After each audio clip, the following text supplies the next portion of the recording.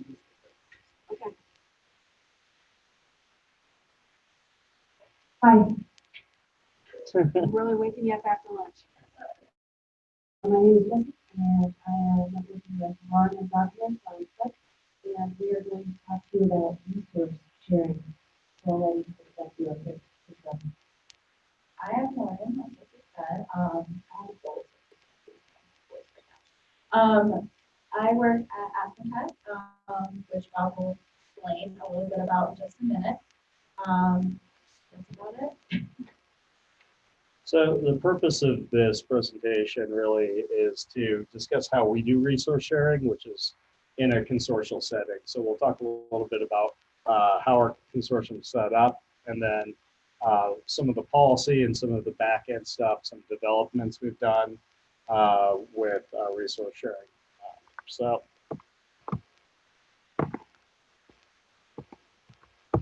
now it's forwarding.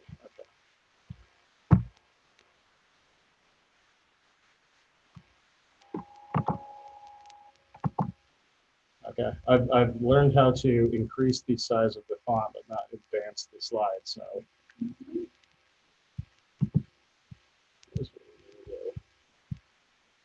bear with us. There we go. Okay, just had to be on the right screen. Okay, so what is AskCAT? The first thing to know about us is we are part of the Colorado Library Consortium. So here in Colorado, we have a nonprofit that helps libraries, works not part of the state library, but works with the state library. We do a variety of functions, including courier, continuing education, cooperative purchases. But what our role is AskCAT, which is our union catalog. So about 10 years ago, prior to me joining the Colorado Library Consortium, there was a bunch of libraries, mostly rural libraries in Colorado, that were on Horizon, Cersei Dynex. And even though Horizon still exists and a lot of libraries use it, at that point they said, you all have to leave Horizon and get on Symphony. So I don't know if anybody remembers that, but that threat never actually came to fruition. But Colorado, we took that seriously, and we're like, okay, we got to get all these libraries that at that point weren't resource sharing and weren't really on a true union catalog onto something. So we went at that point to Liblon Koha. So, and we were on that until February. In February, well, prior to February, it doesn't happen overnight, we decided to go to Community Koha supported by Bywater. So after a long process, we migrated back to Community Koha, feeling that just seeing the differences in the past that were being taken with Community Koha, that was going to be a much better fit for our needs. And that certainly has been borne out as we've been on since early February. So AskCAT right now is 114 libraries and growing. I'm currently working on 3 migrations simultaneously right now. So various Bywater staff members. I think we've got each of the data migration specialists on a different project. So that's currently happening. Back when we did that initial migration from Horizon, we had about 30 libraries. So we've seen a lot of growth.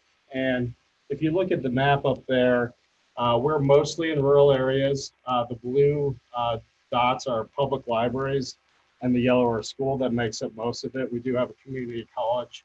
We're hoping to see some more growth there. We do have a couple of special collections as well.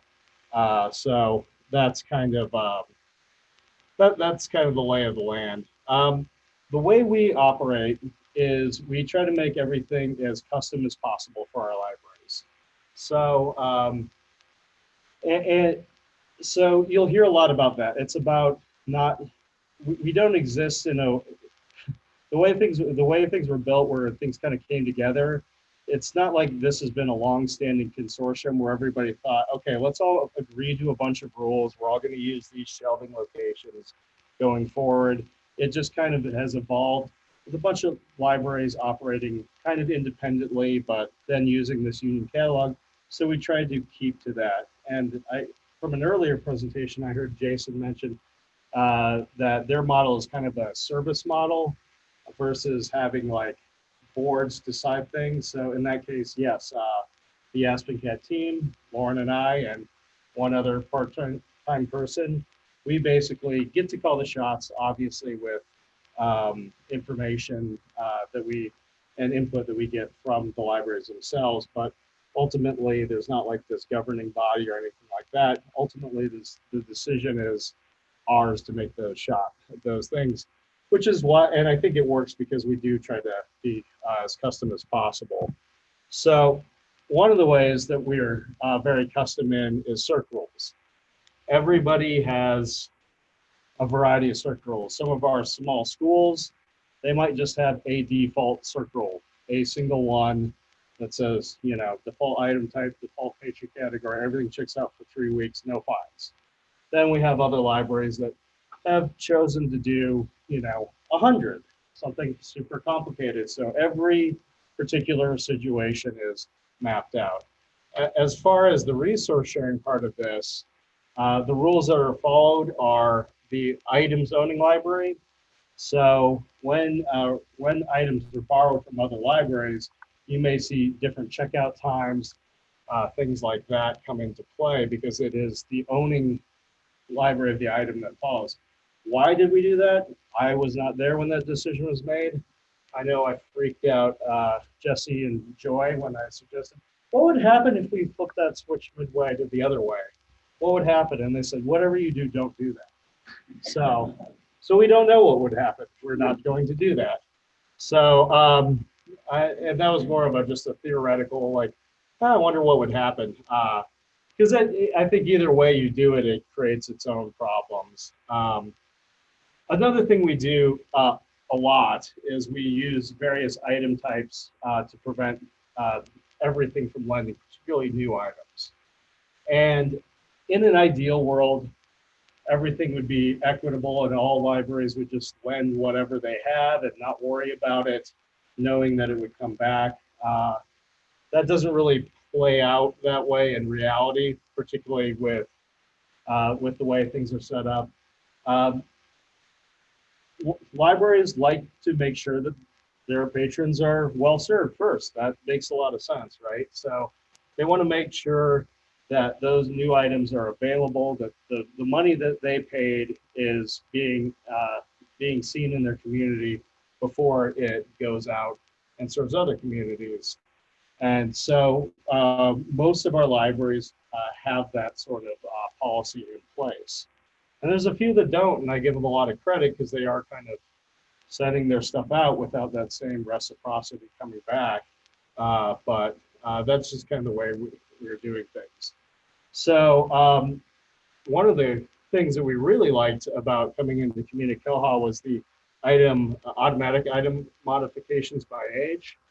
And that will allow you to set something up so that's again custom. Each library can set like after 90 days, after 180 days, that these things no longer become new but transfer to another item type, thus immediately following other circ rules.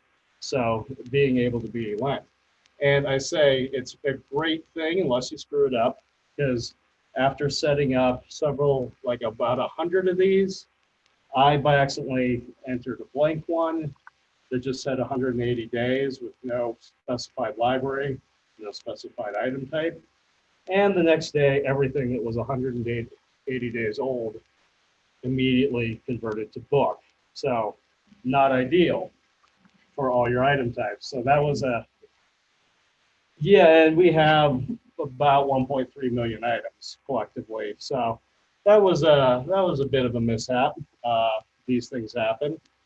So that's one thing that's got great power to do a lot of good, but definitely do that quick run through and make sure everything looks good before that cron job runs the following morning. So we do have some libraries that do not resource share. We have a lot of those small schools, and we also have Colorado has, it's a big rectangle, but there's like, lots of mountains and various nooks and crannies that people actually live in.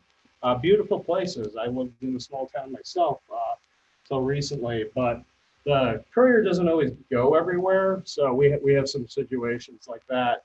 So they participate, they get the system, but they're not really using the resource sharing, and we can make that work. It's probably not the most ideal thing, but for a small school, their options for another library system are limited to get actual support. So even if they're not participating in this part, at least they can, get help with cataloging or other system issues. So that's a good thing. And then of course we need the ability to shut down schools during the summer. Nobody's there, not lending. We do have a few, we kind of have an interesting mix where a few of our libraries have done the automatic renewal in the circles.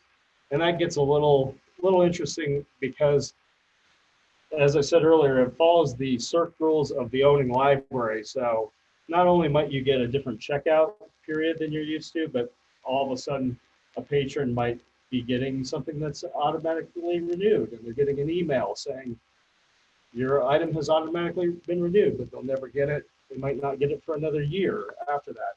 So just some interesting things about how we're set up. One of the other ways, or a few of the other ways that we customize things for our libraries is that we use the branch limits, which has been super helpful for us because we did not have that option on LibLime Koha. So with 114 libraries who like to have different things, it's wonderful that we can do that. So one of the ways that we do that is through patron categories. Since we have so many different types of libraries, we have ones that want to use a lot of different patron categories. So with those limits, then in LibLime Koha, they used to have to, when they were adding a new patron, choose a patron category, and they'd have to go through like 30 different patron categories to choose the one that their library uses.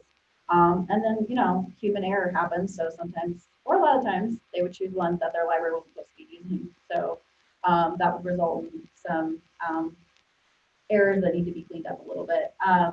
So that's one great thing.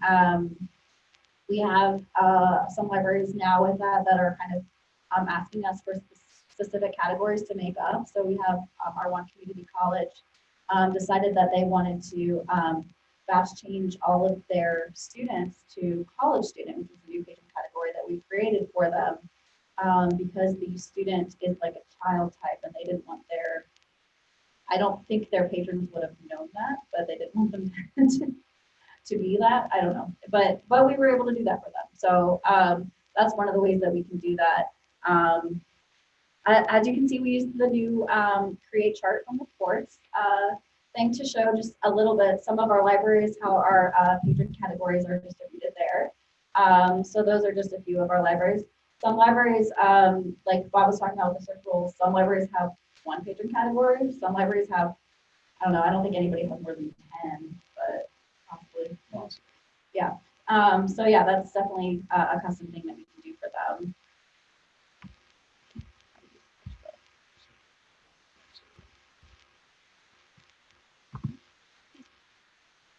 So along with patron categories, one of the other things that we do is the shelving locations.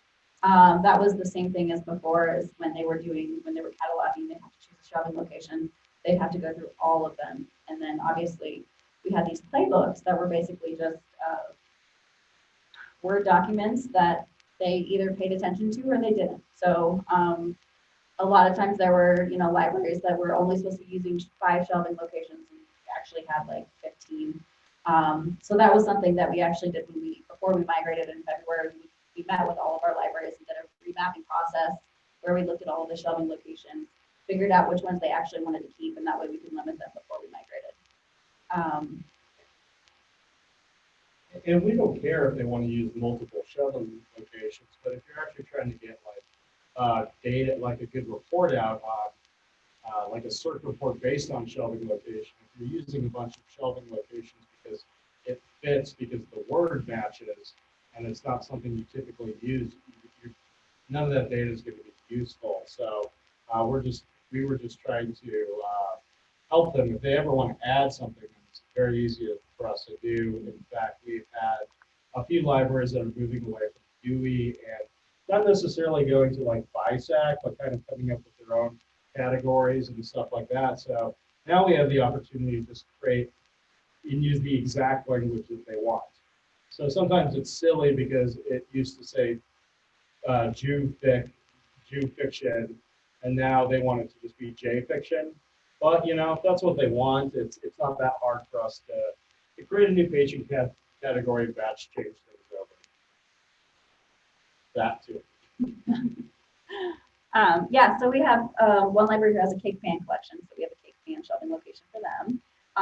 And then we have schools that use things like yellow basket or green basket for like easy readers and things like that. So that's something that's really nice that they can have that specific to their libraries. And then, our big public libraries don't have to scroll through all of that for when they're choosing their shelving locations. Yeah, did you want to talk about? Yeah, so this is another thing that was kind of inherited that we've been trying to get away from, and I appreciate the presentation earlier today where they use collection codes and shelving locations completely different than we do, and not in just a different way. But we were using collection codes originally almost to identify branch if it was a multi-branch thing. Now that creates problems because it does a good job of identifying, items from one location to another. But when you start talking about the resource sharing part and, which building does the actual item go to, and where are the patrons actually located? Much better to have it in different branches. So we've actually spent some time splitting out some of these branches that were identified with collection codes and actually giving them their own branch. Just makes things way easier. And I was actually talking recently with the library that's just going to have like a branch open in the summer because it's kind of a touristy place. So the population's only there in the summer. And after talking through it, it became clear that using a branch was going to save a lot of headache versus that old collection code method that we used to use. So now we're largely not using them, but it's nice because we can limit them so you don't see all the little names of these branches that exist and only really matter to a couple of our libraries. Yeah, and you can see I use the same chart thing with the shelving locations. So yeah, like we said, we don't have a problem with libraries using multiple shelving locations. Obviously, you can see from the pie chart there. So yeah, that's nice. One other thing is that limiting by item type is coming soon, which I think we talked about. I don't know, like you talked about, I think the first day. So yeah, that'll be really exciting for our libraries. We've had some tickets from our libraries who are like, can you create this new item type? And I'm like, I will soon. So just wait a little bit longer so we can, if they need it, then we'll do it. But it's just kind of nice to have that a little bit cleaner while everybody still has access to all of those item types. So that'll be really, really helpful for our consortium.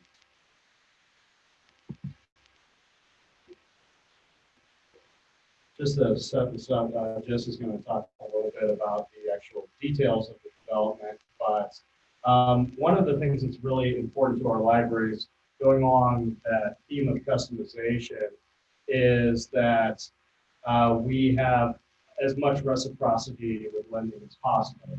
We do have a couple of our larger libraries, for whatever reason, have decided we don't lend our DVDs. But a few years ago, we discovered, hey, you guys are borrowing a lot of DVDs from other libraries. So when we made the move to Community Koha, that was one of our must-haves. And so we needed to have a development to make sure that patrons requesting DVDs only came from other libraries, only had their library sharing DVDs as well. So this is the route we took. So we had a ton of meetings before the decision to migrate over to Koha, just looking at what the Koha PCSS deadline had that Koha community didn't, or vice versa. And this was really a big one that they needed in the system. So there were two existing clubs in the Koha community, 7534 and 7614. But the one that we had to create was 22330, and that was the option to add reserve to the branch transfer limits. So in branch transfer limits, you can go in, you can use the preference that one enablement. You can use it by item type or collection code. So in this case, we were using the item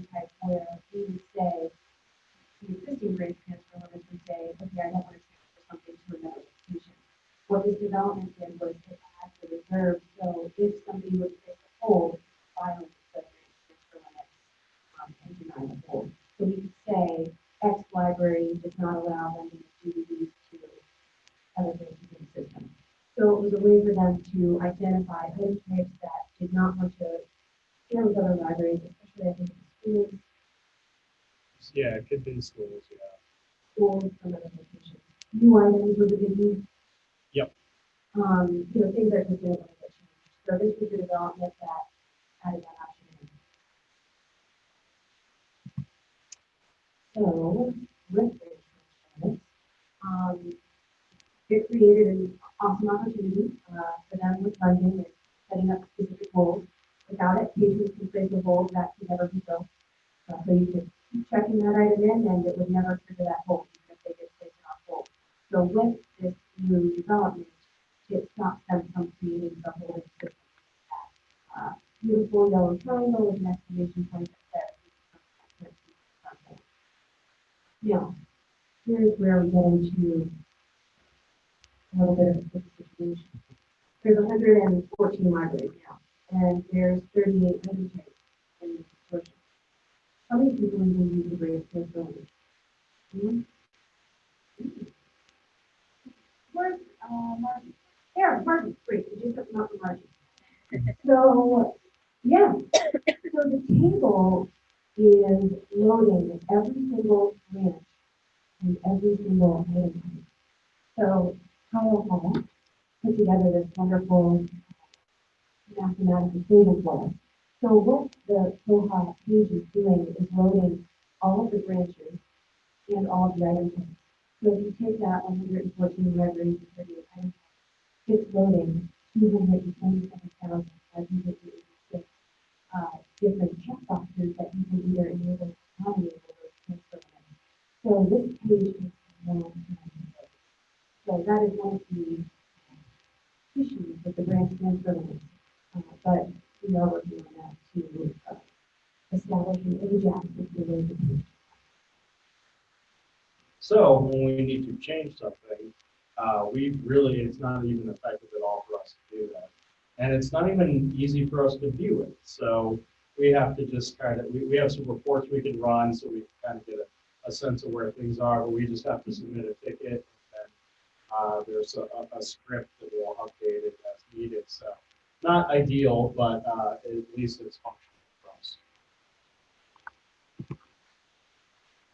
Okay, so talking about the holds queue a little bit, we went initially from, is this your slide? Yeah.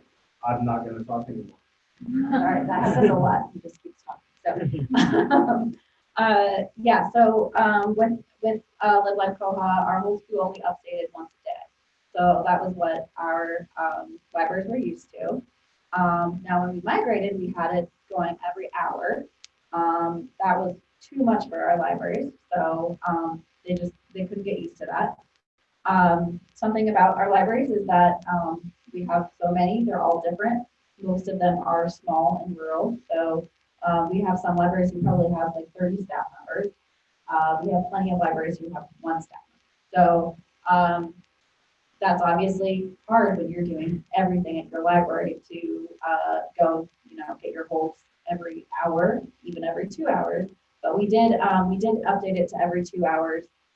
Just so that, because we have the randomized refresh, so that means that after 2 hours, if they haven't been filled, then they will go to another library's hold queue. So that way we can kind of move things through. Because when we were on LibLive Koha, things would just get stuck in one library's hold queue. If they didn't have time to fill it that day, if they couldn't find it and they, didn't mark it as missing or something like that, then they would get stuck. So this way we have things moving through a little bit faster. So different libraries kind of do prioritize holds in different ways. Like I said, we have different strategies for different libraries because of the different staff, different things that are happening at their library. Some of our libraries are only open like 3 or 4 days a week, maybe just afternoons, something like that. Some of our libraries only get Courier once a week. Some of them are what we call community stops, where they have to take their items to another library, sometimes like an hour away, to be picked up by the Courier. And I think that Bob may have forgot to mention that part of Colorado Library Consortium's big thing is that they have a statewide courier. So most of the libraries in Colorado use that statewide courier. But yeah, like Bob said, some of the libraries are, kind of in the middle of nowhere, and you're not going to get somebody to drive there. So those staff members have to do that themselves. They have to drive to another library that does a courier. So that kind of depends on, that makes filling holes a little differently. So those libraries will fill their holes the day before their courier comes instead of every day, because there's no point in filling those holes if they're just going to sit in courier bin for 7 days before the courier comes. So we do have local hold priority though, which means that if the patron who places the hold is from that library, the item is at that library, it will stay in that library's hold queue until that library fills it. That way it doesn't get kicked to another library's hold queue and then they have to wait for it to come through the courier and everything like that. So that is a really nice thing and that was something our libraries were concerned about.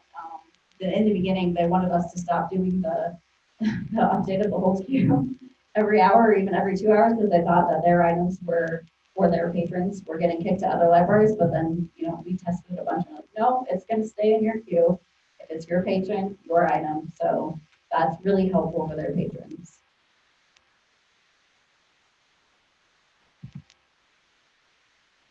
So to help our libraries with resource sharing, we created this resource sharing guide. Since it's such a huge part of being on AskCAT. So as long as a library is on the statewide courier, they can share with other AskCAT libraries using koha, the union catalog. And like I said, we can use the workarounds for courier, like those community stops that I mentioned. So this is just a view of that. But when we talk about migrating libraries to AskCAT, we definitely mentioned, do you want a resource share? This is a wonderful thing for your patrons that they're going to have access to all of these items. But if they don't, they want to stay isolated, they just want to, use this for the support or the catalog and stuff, then they're not necessarily a good fit for us because that's one of the main parts of being on AskCAT is the resource sharing. And so then we'll work with other people at the Colorado Library Consortium to get them set up with Courier, so we can get that happening for them. So we have like Courier best practices, one of the main things in our guide, which includes like how to package materials, pretty much a statewide thing that we have. What to put on the slips is important because our courier service does handle millions and millions of items every year. I don't remember how much every day, but there's a lot. So the courier drivers will only look for, and the sorters will only look for that courier code. One thing that's helpful is that when we have our hold pop up and they're moving to another library, we've got the courier code right there that you can see is highlighted. That pops up with the hold message. So then the librarians know exactly what to put on their hold slip. So that's pretty helpful that we have that integrated there. I will say that we've had a few issues because we have some libraries that have the same name. We have a Kiowa Public in Kiowa County, a Dolores Public in Dolores County. We've had to do some additional training around this because libraries were ignoring the courier code that pops up when you trigger a hold, looking up the wrong library, writing down the wrong courier code, and then sending it to the wrong place. So just kind of an interesting way how people do things. So we've really actually had to spend a lot of time saying, just ignore the name, just focus on the thing that starts with C, and you'll be okay. And it seems to have had some positive effects.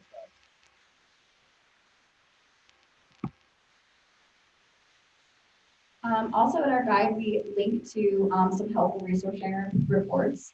A lot of our reports have this drop-down menu for our libraries that you can see. And down there, we've got the SQL code that creates that drop-down menu for our reports, which is important. We have some custom reports that don't require this drop-down menu, but most of our reports that our libraries use and that we use have that, so we can do the same report for whichever library we need to. So we have like in transit to your library, items placed on hold, those reports. So that's helpful. Let's see here. So we do things just a little bit differently because for ILL best practices, I think there's a certain way that they charge for items that are lost. But since we can tell through what the last check-in point is, it's a lot easier us to figure out where that loss occurred. And so we can figure out that. For circles, we do have some libraries use fines and some libraries don't have fines. But we're never going to ask our libraries to send like 5 cents in the mail to another library for those fines occurred. So we have, generally we have the libraries that don't have fines and whose patrons are borrowing materials from libraries that do have fines. We have that forgive fines box checked permanently for those libraries. So that thanks to Lucas. Thank you, Lucas. Yeah. So that's really helpful. We still obviously, if a patron from another library loses or damages an item, then those libraries will call each other and figure that out between them how to work that out.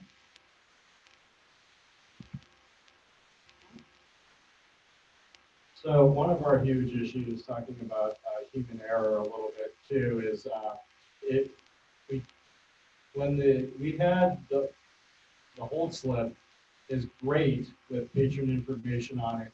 When the item comes into the library, you print it out, because then the library knows who to contact to let them know, come in. Not so great when you receive somebody else's patron information at a different library that's not their own library, and then that library is like throwing that slip on inside the book or taping it to it and putting it on Courier. So fortunately, we've been able to implement something, and I'll thank Lucas again for this, pretty recently that's largely solved that problem. So Lucas Roosevelt and he created a template preview toolkit syntax, which was able to identify different choices when the hold was triggered. So if the hold was triggered and it needed to be transferred to another location first, it would populate one message. So it would be easier to identify for staff that this is a transfer going to another location first. And then once that item got to its location where it would be waiting for the patron to pick up, then it would populate the true hold slip for the user to keep on the shelf. So that was a great because for lots of libraries, there's a lot of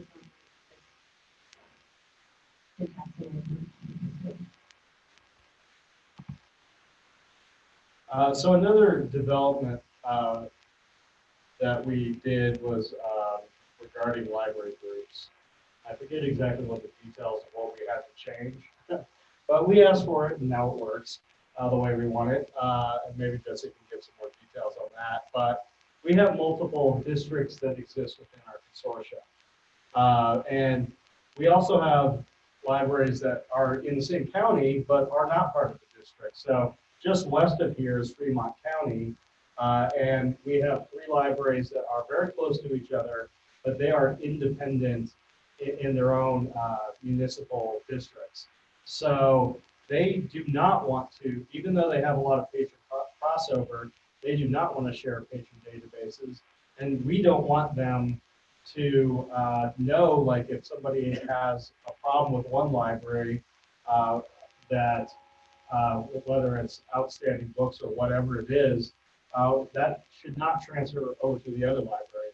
Whereas just northeast of here, we have in Elbert County, we have 4 libraries that are actually all part of a district, and they obviously want somebody to be able to walk in and scan their card and check out there. So we've used the groups to be able to allow that to happen, where you can pay a fine when you're within one branch.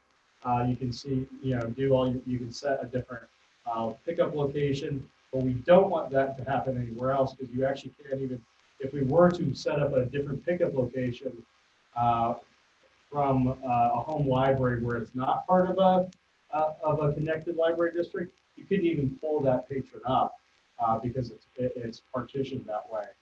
So that works really well for that. We use this for schools as well. So that way, if somebody wants to check something out at the elementary school or vice versa, they can just walk in and do it, no problem. So that's kind of how we use that setup. For those of you that may have used library groups in the past, essentially what it used to allow you to do is just create search groups. You could create a group on the OPAC where you could search by a couple libraries and the same thing on the staff side. With this development now, when you create these groups, you can also say limit the view of patron information on the staff side. So you can just see the patrons from that group of libraries, and then you can use for editing items, which is a key one. So you can say limit to only edit items on this group of libraries. So there's a lot more options in library groups now. So we can do. Yeah, we do have shared records, and obviously anybody can edit that information. And so we do have some guidelines that I won't go into because it's out of the scope of this. But as far as items, stuff like that, you definitely don't want somebody editing somebody else's item. That is not what we want at all. So we've avoided that.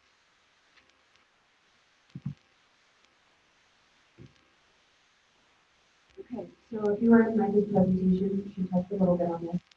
But there is development now for koha to koha-US. We do have a few libraries testing this. And there's two components to the koha to koha-ILL. The first is the SRU, which is the searching component. So being able to perform that search on the library you want to borrow from is the one that we do. The second component is the ILSDI, and that gives access to the data for those polls that we want to take on the system. So I know we do have libraries in New Hampshire, and then Cook, I believe in Pueblo, we're able to test that as well. So we are in the testing phase. And that would be a huge, huge library that we can help share with you.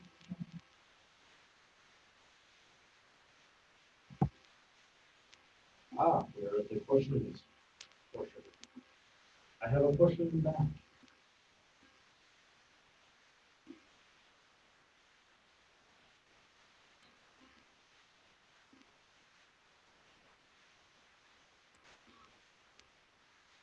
No, I think you have to set up the target of the library that you want to share with. Confirm that with me for a second, but I'm almost positive you have to confirm with the library. I know we have Pueblo set up as a target, and it screwed up some of our cataloging searches because it actually doesn't, it's not like configured yet, it's just for testing. So we had to communicate out, like, don't check the Pueblo box as of yet. It will just mess up your results.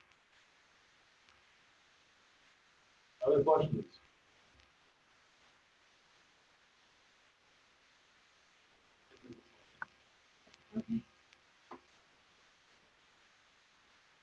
Yeah.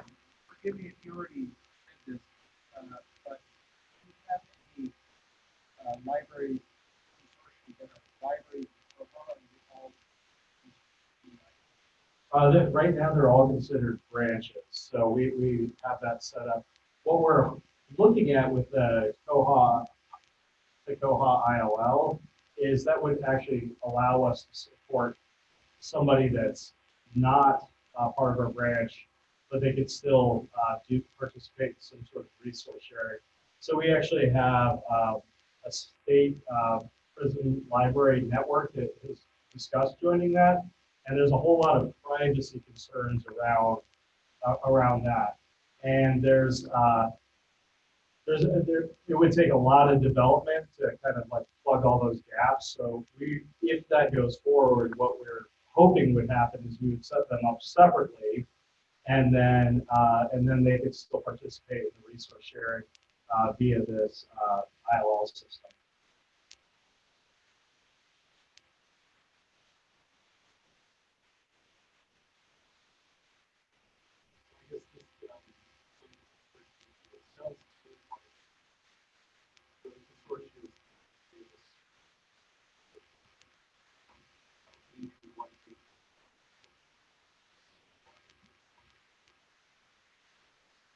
No, well, no, because of that partition, you right. There's no way to enforce that, and that's really okay.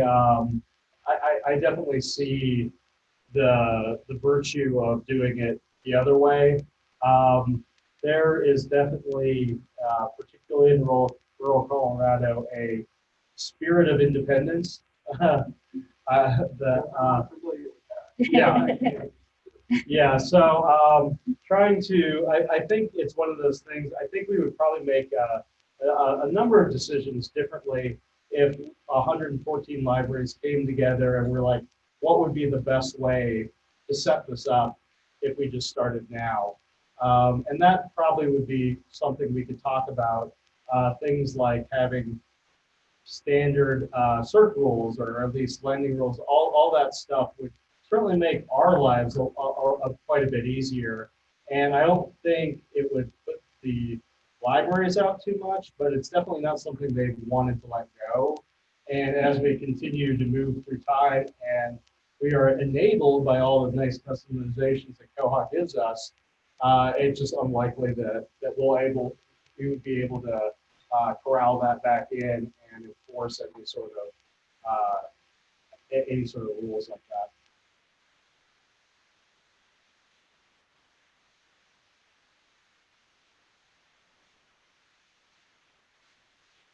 Okay, we're done.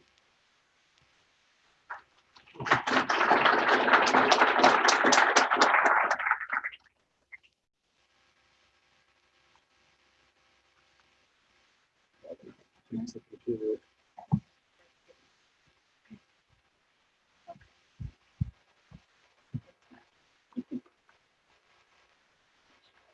Thank you.